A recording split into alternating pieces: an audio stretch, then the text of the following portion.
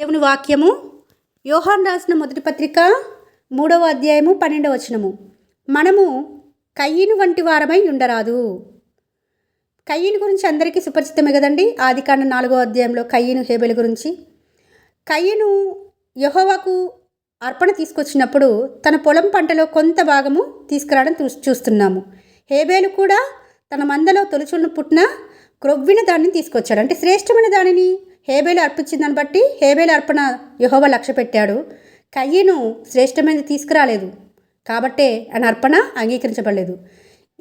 ఇప్పుడు ఈ సందర్భంలో కయ్యనికి హేబేలు మీద కోపం వచ్చింది. నా అర్పణ దేవుడు ఎందుకు అంగీకరించలేదు, నా తమ్ముడు అర్పణ ఎందుకు అంగీకరించాడని ఆ కోపంతోనే ఉన్నాడు. కానీ నేను సరైంది శ్రేష్టమైంది దేవునికి అర్పించలేదు కాబట్టి నా అర్పణ అంగీకరింపబడలేదని రియలైజ్ అవ్వలేకపోయాడండి కయ్యను. కోపం ఎక్కడి దాకా వెళ్ళిందంటే తమ్ముడిని చంపేంత వరకు వెళ్ళింది.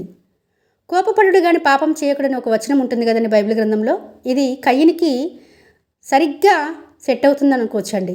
కోపము ప్రొలాంగ్ అవుతే అది పాపం కిందికి మారడం చూస్తున్నాము. నీకు కోపమేలా అని దేవుడే కయ్యనుతో మాట్లాడుతున్నప్పుడు సరిచేసుకోలేకపోయాడు. తమ్ముని చంపేశాడు. నిర్దాక్షిణ్యంగా ఒక నిర్దోషిని చంపి నరహంతకుడిగా మారుతున్న కయ్యని మనం చూస్తున్నాం. ఇప్పుడు దేశదిమ్మరిగా అయినాడండి కయ్యను. యూదాపత్రికలో ఉంటుంది కదండి 11వ వచనంలో, అయ్యో వారికి శ్రమ, వారు కయ్యను నడిచిన మార్గమున నడిచిరి. అంటే వాళ్ళ క్రియలు నీతిగా ఉండవు కయ్యను వలె, కానీ నీతి క్రియలు చేసేవారి మీద కోపం పెట్టుకుంటారు కొంతమంది. విశ్వాసులే అండి, బయటవారు కాదు. నీతిగా బ్రతికేవారు, న్యాయంగా బ్రతికేవారు, ఎవరికి ఏ హాని చేయకోకుండా బ్రతికే వారి మీద ఇట్లా కోపం పెట్టుకుంటూ ఉంటారు, అసూయ పెంచుకుంటూ ఉంటారు. ఆ కోపాన్ని చాలా వరకు మరి మీ కోపము సూర్యుడు అస్తమించే వరకు నిలిచి ఉండకూడదని వాక్యం ఉంది కదండి. కానీ నిలిచి ఉంచుతారు, కోపడుతూనే ఉంటారు. కోపాన్ని ప్రొలాంగ్ చేసి పాపం క్రిందికి తీసుకొస్తారనమాట. ఈ రోజున కయ్యను నడిచిన మార్గంలో మనం నడవకూడదని ఈ హెచ్చరిక మాట ద్వారా దేవుడు మనల్ని హెచ్చరిస్తున్నాడు. కయ్యను మార్గము దేశ దిమ్మను చేసింది, ఆశీర్వాదం కోల్పోయేటట్లుగా చేసింది. దేశాలు పట్టుకొని తిరగడం జరిగింది కదండి కయ్యనికి. అదే తన తమ్ముడు మీద కోపం పడితే పడ్డాడు, తర్వాత సమాధాన పడితే ఇంత శిక్ష వచ్చేది కాదేమో కయ్యనికి. అలా మీరు నడుచుకోకూడదు.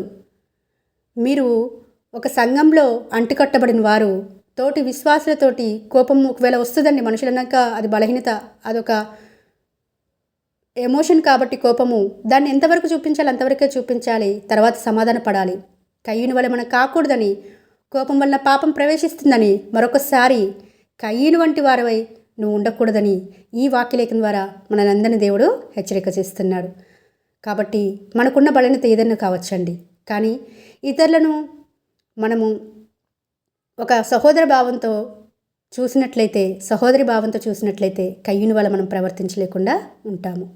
కాబట్టి ఈరోజు దినవాక్యం ద్వారా దేవుడు స్పష్టంగా మాట్లాడుతుంటే సరిచేసుకునే మంచి హృదయాలు మనకందరికీ దేవుడు అనుగ్రహించును గాక.